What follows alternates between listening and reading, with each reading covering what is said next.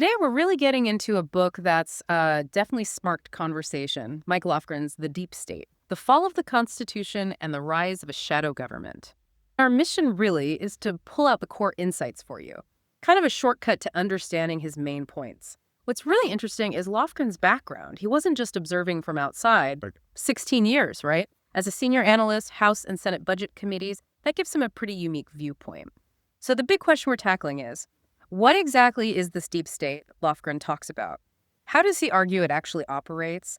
And how it's maybe reshaped America away from its constitutional roots. We want to get beyond the headlines, really unpack the concept and what it might mean for you. Yeah, and what's compelling about Lofgren's approach is how he connects things. He takes events or policies that seem, well, maybe disconnected in the news. Right, things you see day to day. Exactly. And he weaves them into a more cohesive picture of how power really functions in the U.S.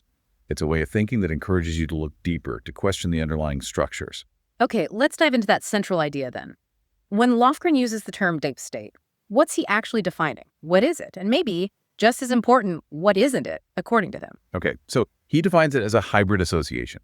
It brings together key parts of government with top-level finance and industry. And this association, he argues, can effectively govern the U.S. with, well, limited reference to the consent of the governed. That's his phrasing. The term itself, interestingly, came from Turkey originally, an ever-expanding circle of non-governmental insiders cleared for highly classified information. Lofgren is very clear on one point. It's not a conspiracy, not in the usual sense, like secret meetings in smoke-filled rooms. So not a shadowy cabal pulling strings, but something more baked into the system. How does he explain that difference? Precisely. He calls it an evolved structure, sometimes an iron cage. He even uses this quite vivid image of infected tonsils, something that's just sort of there, persisting. And it persists, he says, because its perverse incentive structure frequently rewards failure. Rewards failure, that's striking. It is.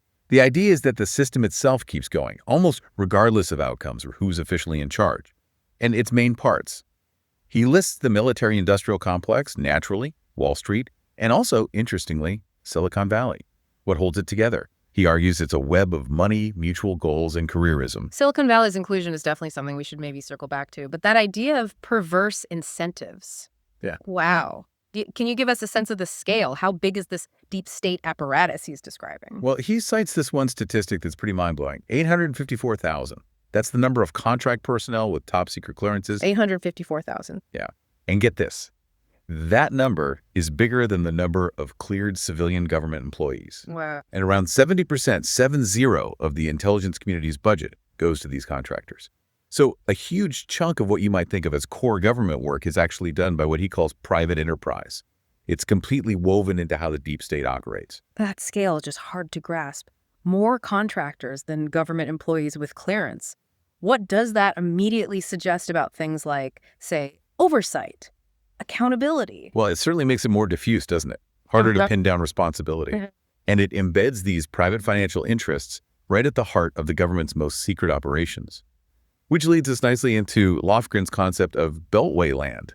He spends a good chunk of the book describing Washington, D.C. as the physical and cultural home of this deep state. How does he characterize that world? Beltway land sounds like more than just geography. Oh, definitely. He calls D.C. an imperial city on the Potomac Swamp. He argues this Beltway land mindset really took hold during the Reagan years. It's a place, he says, where politicians might talk like populists, railing against bureaucrats. Oh, living there for decades. Exactly. While living there for decades, becoming part of the very system they publicly criticize.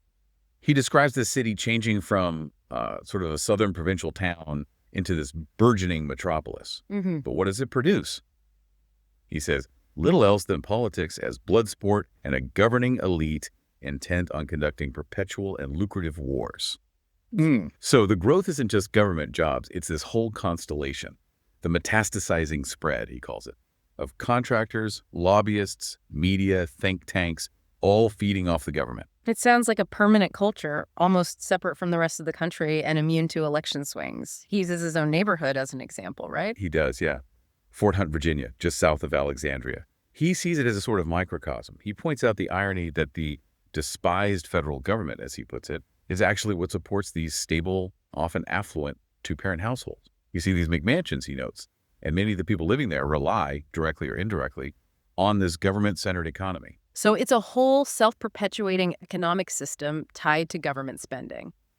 And beyond the suburbs, what about the military's physical footprint? It's not just the Pentagon, is it? Not at all. He talks about the ubiquity of its military presence, calling D.C. essentially a garrison town. Mm-hmm. Major defense contractors, Lockheed, Northrop Grumman, General Dynamics, they physically moved their headquarters to the D.C. suburbs. Why?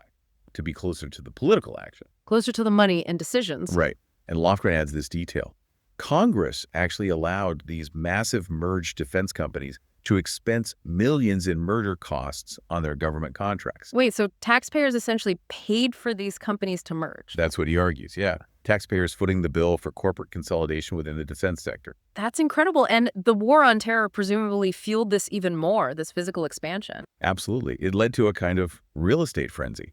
He mentions the Department of Homeland Security setting up its headquarters in St. Elizabeth's Hospital, which was this old disused asylum.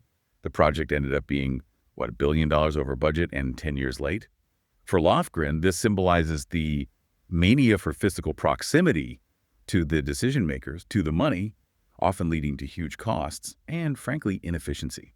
Okay, so we've got a definition of this deep state, its components, its cultural home and Beltway land. Now for the crucial part. How does this system actually work? Has it influenced policy? How does it impact us, everyday citizens? Lofgren seems pretty direct here. He is very direct. He lays out several ways the deep state influences governance and daily life. One key point is what he calls congressional abdication. He argues Congress has systematically dumbed itself down. How? By cutting its own analytical staff, the people who could actually research and understand complex issues independently. So who fills that vacuum? Well, he claims bills are increasingly written by lobbyists or the Heritage Foundation or the American Legislative Exchange Council. And the irony, while analytical staff shrank, the number of press office staff in Congress actually grew. More focus on messaging, less on substance. If outside groups are writing the laws, what does that do to the idea of representative democracy? Where does the average person fit in? That's exactly Lofgren's concern. It shifts power away from elected representatives towards unelected groups, often with specific agendas. It undermines accountability. And this connects directly to his next point, the cash nexus and elite influence. He presents evidence arguing that economic elites have far more independent impact upon policy change than the preferences of average citizens. He quotes President Obama saying something like, 200 people basically decide who becomes president. Yes, that quote is in there. And he gives examples. Things like the push for the Trans-Pacific Partnership, the TPP trade deal, despite a lot of public pushback. He mentions big donors like Sheldon Adelson, whose interests, Lofgren notes, range from his casino business to foreign policy, including advocating extreme positions on Iran. And he points to the Clinton speaking fees bill, earning over $100 million after leaving office. It all illustrates these deep financial ties and potential influence loops. And what about the presidency itself? He talks about executive overreach and imperial presidency. How does that fit in? He argues presidents have increasingly grabbed constitutionally unsanctioned power. Reagan, he suggests, acted as a kind of Trojan horse. His likable persona, managed through focus groups, took precedence over deep policy knowledge, allowing the deep state's mechanisms to become more entrenched. And Bill Clinton, Lofgren writes, made a conscious choice early on to accommodate unelected power, particularly from Wall Street, which shaped his administration's direction. It really does sound like a system that reinforces itself, and the sheer cost of defense seems central to this. Absolutely central. Lofgren puts the figure for national security spending at around $1 trillion a year. Just staggering. He says it dwarfs the rest of the world's spending. And he critiques the cost-plus contracting system. That's where contractors get their costs covered, plus a guaranteed profit margin. So there's little incentive to be efficient. Precisely. He argues it turns the military-industrial complex into a hothouse plant, focused more on cash flow rather than military effectiveness. This leads, he says, to things like the F-35 fighter jet, incredibly expensive, plagued with issues, and according to some war games he cites, potentially outperformed by Chinese aircraft. So the incentive structure actually promotes continuation, maybe even expansion of military activity. That's the argument. He quotes a former Pentagon insider, Chuck Spinney, who said pretty bluntly, continuing small wars, or the threat thereof, are essential for the corporate component of the MICC. The MICC being the military-industrial Congressional complex. Right. Spinney added the Congressional piece, and Lofgren mentions hearing that the mood among defense contractors was borderline euphoric when Russia annexed Crimea, More instability, potentially more business. That really underscores the perverse incentives idea. How does this military spending connect to what he calls economic warfare and dollar recycling? He looks at economic sanctions on places like North Korea, Cuba, Iran, Iraq. He argues they consistently fail to achieve their stated political goals, but they do cause tremendous suffering for ordinary people in those countries. And he links this to the global financial system, specifically dollar recycling. Countries like Saudi Arabia, who sell oil priced in dollars, are then sort of obliged to play the game, recycling those petrodollars back into the U.S. economy by buying U.S. debt, investments, and, crucially, weapons. This system helps maintain the dollar as the world's reserve currency, which benefits the U.S. economy, but Lofgren suggests it comes at the cost of overlooking things like human rights abuses in allied nations. So it's a complex interplay between military power, finance, and foreign policy, all reinforcing each other. What about the impact back home? The domestic consequences for Americans? He paints a pretty stark picture there, too. He talks about the secession of the super wealthy into their own enclaves, pointing to soaring income inequality. That statistic again. 95% of income growth since 2009 went to the wealthiest 1%. 95%. Yeah. He calls it a return to the Gilded Age. And in this Gilded Age, he argues, campaign contributions essentially function as camouflaged bribery. And he brings up the 2008 financial crisis again. Yes, the too-big-to-fail banks. He argues that fear was manipulated to push through bailouts that mainly benefited the very institutions that caused the crisis, while ordinary homeowners suffered. And disturbingly, he says, virtually all of the grotesque features of the financial system that led to the crash are still in place. This contributes to what he sees as unequal justice, mass incarceration for some, often for minor drug offenses, while powerful executives remain too big to jail. He cites former Attorney General Eric Holder's own rationale for not prosecuting major banks after 2008. A very troubling contrast. And Silicon Valley, you mentioned its inclusion earlier. How does Lofgren see big tech fitting into this deep state structure? It's deeply intertwined, he argues. On the one hand, tech companies amass hundreds of billions in cash offshore to avoid taxes. On the other, they work closely with the government security apparatus.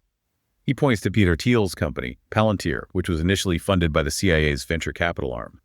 Palantir's big data tools are now widely used by the NSA, FBI, CIA, and others. But what are the dangers of relying so heavily on these algorithms? Lofgren warns about the pitfalls. These complex Bayesian algorithms, while powerful for finding patterns, can also make serious mistakes. Innocent people flagged on no-fly lists, or worse, he gives the example of Hellfire missiles hitting a wedding party, based on flawed data analysis. He fears it creates a kind of ramshackle authoritarian state where nothing works as intended. Add to that the NSA's mass surveillance programs, the cooperation willing or unwilling of tech giants like Google and AT&T, and the data brokers who collect and sell vast amounts of our personal information. It's a huge part of the modern deep state landscape. It definitely adds a whole new layer to the discussion about privacy and state power. Lastly, Lofgren talks about a personnel problem and an accountability gap. What's the issue there? It's the revolving door. The constant flow of people between high-level government jobs and lucrative positions in the private sector. Lobbying firms, defense contractors, Wall Street, tech companies. He calls it a well-trodden highway. The key problem, he argues, is the continuity of personnel, regardless of which party is in the White House. The same faces often remain in key positions. He uses Robert Gates as an example, serving as Secretary of Defense under both Bush and Obama, despite, Lofgren notes, the intelligence community under his earlier watch missing the Soviet Union's collapse, and later accounts suggesting he skillfully gamed Obama on Afghanistan strategy. So experience, but maybe not always accountability for past failures. Exactly. It leads to what Lofgren calls a no-fault doctrine for the higher-ups. Senior officials rarely face consequences for major failures or misjudgments. Compare that, he says, to lower-level figures like Edward Snowden, who leaks classified information and faced severe repercussions, versus someone like General David Petraeus, who shared highly classified information improperly but received a comparatively minor penalty. That disparity is stark.